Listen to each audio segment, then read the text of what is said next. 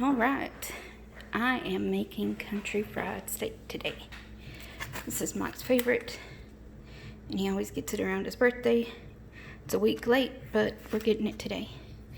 So I'm going to show you how I do. I've already got flour in here, so we're going to add some spices to this. We are going to add some cayenne, just a little bit. You gotta spice up your flour. This is gonna be that crunch on the outside. Remember, this is seasoning a whole lot, so. That's right, John. So I gotta say spice it up. That's what John says. Obviously, you gotta have salt and pepper, so we're gonna put some pepper in there. John's telling me how to do it over there. Got your pepper. You got your salt. That's the cayenne. We just put that in there. Now we're going to put a little bit of garlic.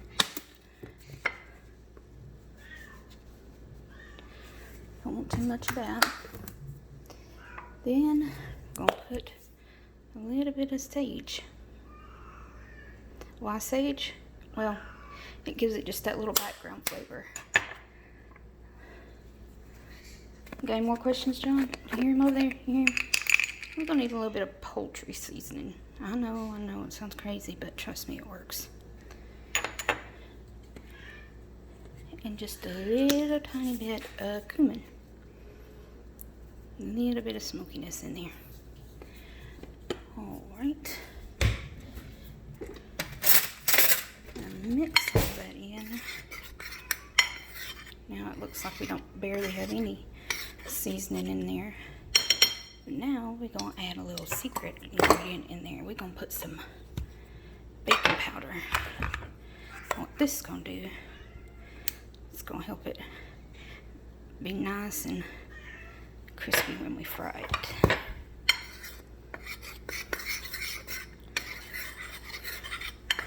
Alright, now let's make our egg wash. Alright, so I like to use a little bit of mayonnaise in my egg wash because what is mayonnaise? Basically eggs and oil. I just happen to have this little jar that had almost nothing left in it. So here's what we're going to do. Yeah. We're going to put us a little milk in there.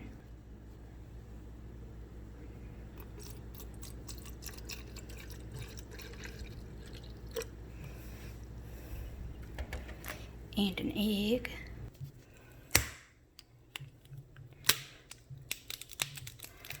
Ooh, I got the shakes. Come on out of that egg. There we go. Not the shell though.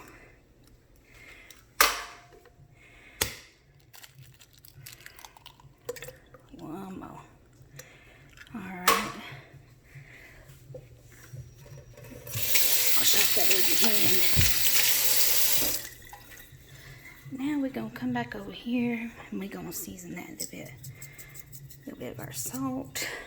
A little bit of our pepper. I hear you, John. I hear you.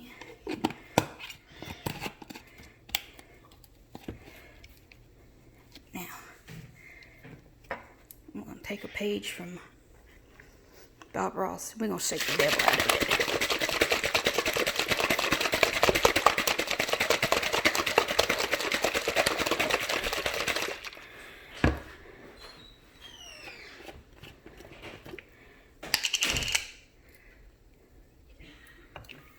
Pour it right in there. Alright, I just added a little bit of paprika to that too. Give it a little color. Pause the video and wash my hands there. Alrighty. Well, let's take a look at these old steaks here. I'm going to set them right there. I'm going to turn over here to the skillet. I'm going to put this on medium. And I'm going to put me some olive oil in there. What is it, Sam? Well, I hear you. I'm cooking for Daddy right now. We don't want a whole lot in there, but we want that bottom coated. I like using olive oil. A lot of people love vegetable oil. It don't matter. You just want some oil on the bottom there. A lot of people, when they do country fried steak, they like it deep fried. But you want enough just to kind of come up on the sides there a little bit. You don't want it like all covered.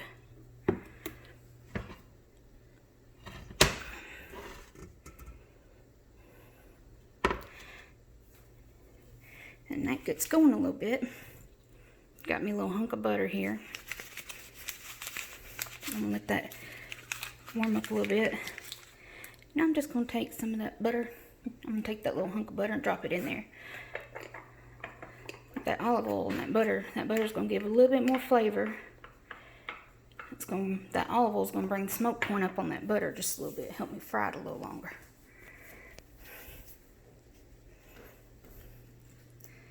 Sam, you gonna be my sous chef? Huh?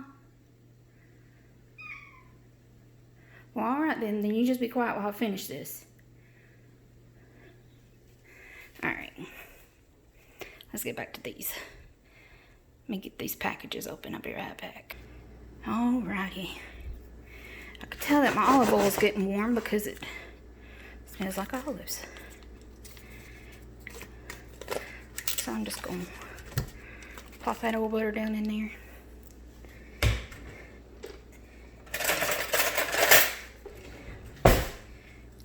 Smear it around, let it melt real good. I don't want to start breading my pieces of meat until my oil's ready for it, because I want to take them right out of the breading and right in there, because I don't want my breading to get soggy.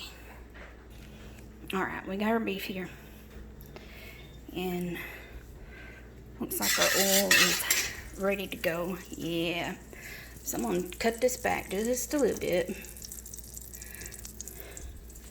till we get everything in there.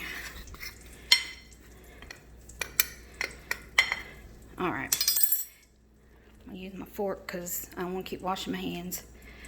We're going to go dry, wet, dry. Get you a good shake off the excess because you don't want it in your wet mixture here.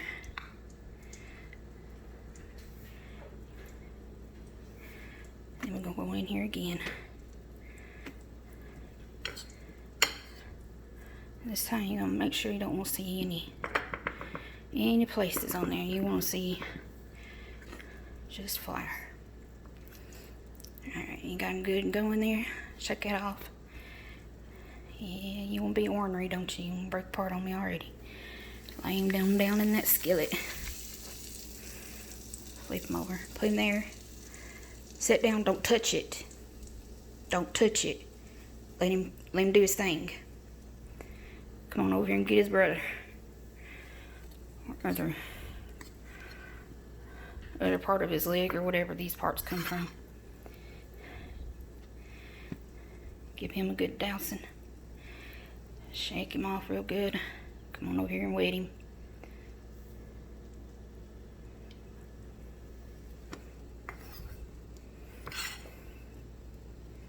Now I might be able to get all 4 of these pieces in here. I might not. Let's see once I get the...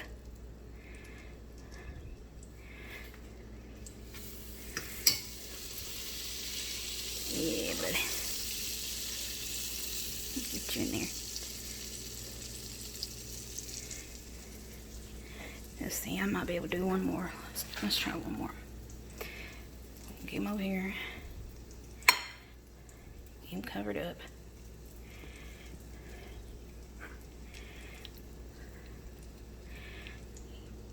Give him his bath.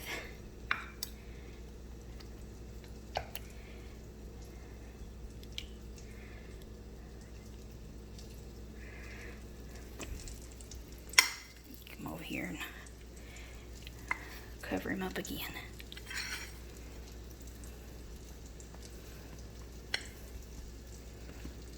Make sure he's good and covered. These boys are thin all right over here. Shake off everything loose. We're gonna lay him right there. Yeah, nice plenty. I don't want to crowd that pan. And we're gonna let them little boys cook, and when that one right there gets done, he'll be done first. We'll put this little guy over here on, and we'll be, after them all get cooked, we'll make some gravy. Alrighty, these boys is cooking up. See how they crisping up around the edges there? That's the last one I put in. But see how they bubbling through the top there? Them juices is coming through the top. That's what you want to see. I ain't ready to flip them yet though. We only gonna flip these once. Only once, because if you go to flipping them back and forth, that's when you start losing your crust and everything. It's not gonna fall off in the pan, ain't gonna stick to the meat. Alrighty, this boy right here is ready to flip. We're just gonna grab him, flip him over. Look at that nice crust on there. And I think this old boy right here is too.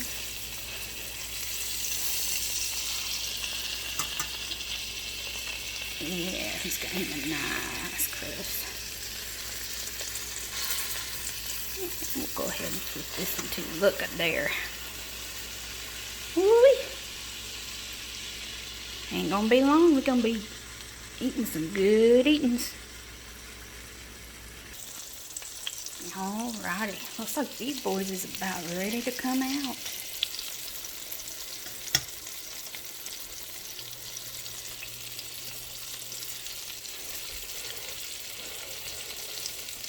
Yeah.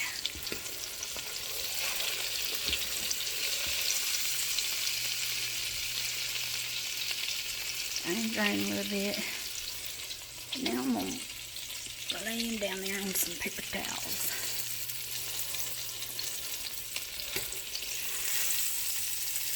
Oh, some of my crust stuck. Might have took him up a little too soon.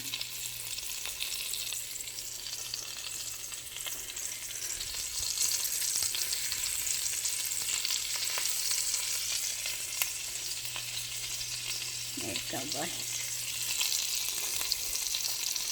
You give this one just another minute or so. It still feels kind of soft. I'm going to go ahead and put his buddy in.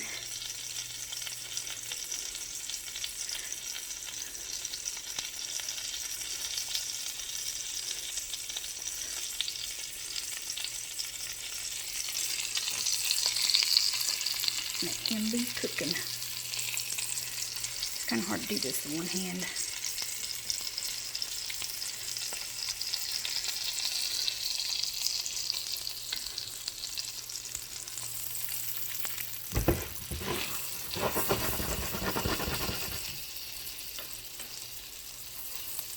Yeah, he's ready to come on up. There we go. Nice and crispy. I'm going to cook that one, put it over there, clean up my pan a little bit, and I'll show you how to make some gravy. Alright, so I cooked that. I drained all the oil out of my pan. I'm going to have to work quick here before stuff starts burning.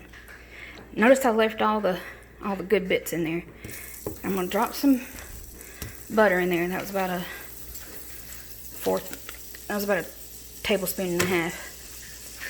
Alright, now here comes the semi-homemade trick. Get you a couple packets of this gravy mix. But you're going to make it like you're making regular gravy. Alright, you just sprinkle them in there over that butter. Make a roux out of that.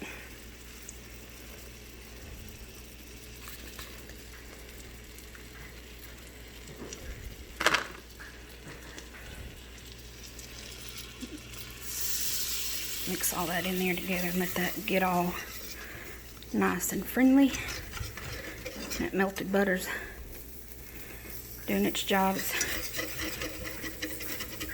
bringing that stuff up off the bottom of the pan. Got my pan for my taters back there. Like I said, we're going to let that get all nice and friendly.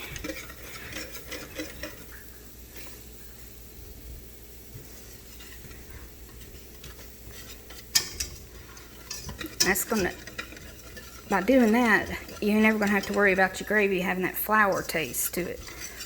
Or flour, as I usually say. But you ain't gonna have to worry about that flour taste. Now you got that taste of them good old bits of that. We got that all mixed in there. Wish my pan would sit still. All right. Now let's make everybody happy.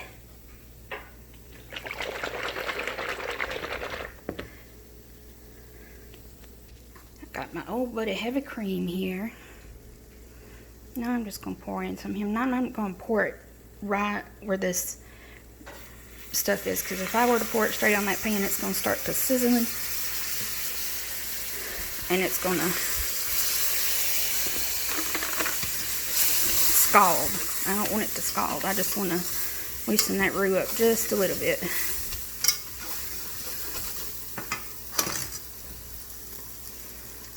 Chill down my pan. Now I can put the rest in there. I'm gonna save a little bit of that for my taters. There we go. Loosen that up. Incorporate that. See, we got all them good bits, them little crispy bits from our. I'm gonna thicken that up. Now I used 2 packets in here, so this is gonna get real thick. And I don't want it real thick. So I'm gonna bring in my old buddy milk over here. Now that that's incorporated in enough. Scald him. Don't want him scalded. We're gonna put in about 1.5 cups of that. Now we're gonna work it out real good. Make sure there ain't no lumps except for them chunks of good old country fried steak in there. Work your sides too. Get that off them sides.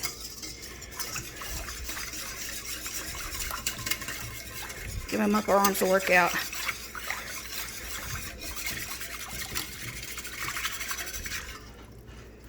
Get on back on the.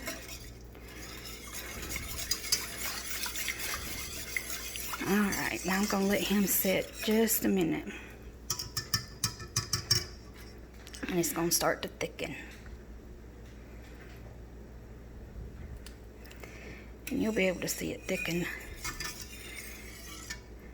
And just pull your whisk through it. And every once in a while you just want to run your whisk across the bottom of the pan, make sure nothing's sticking.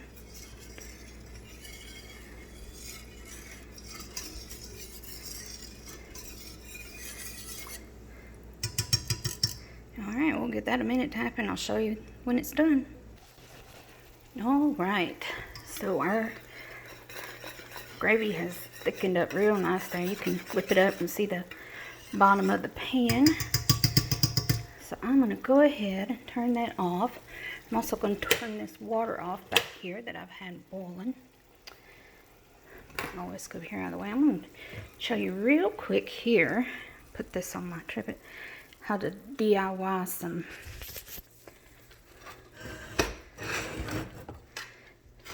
pull that off the heat a little bit there. We're gonna do some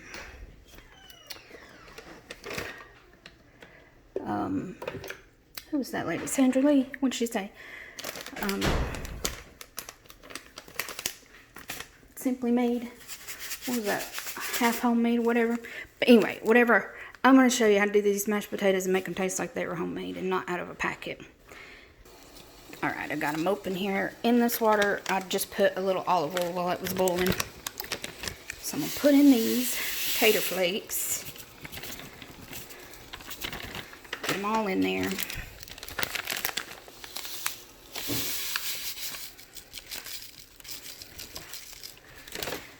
And I got my butter back here already cut. A couple pats of butter.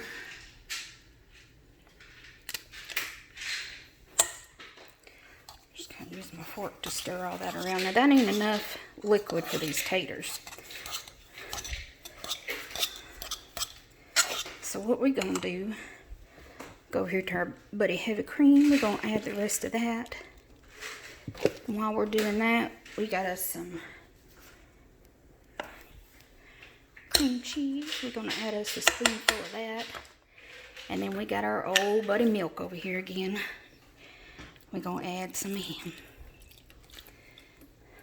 I'm gonna stir it around.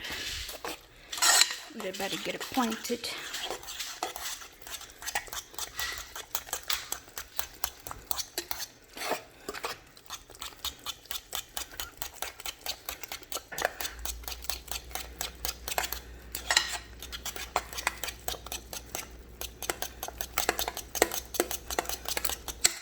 Getting that upper arm workout today, y'all. Use that. I'm gonna reach over here and grab my tater whisk.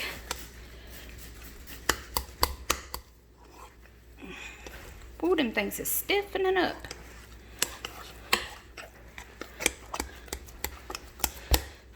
I'm gonna use that to mash in this little last bit of cheddar cheese over here if I can get it open. Well, come on now. Don't be shy. Come on out the packet. Join the dinner party. This is the last slice I had in the refrigerator, so I'm just going to crumble it on up and put him in there too. Semi-homemade. That's what she said. Semi-homemade. Lord.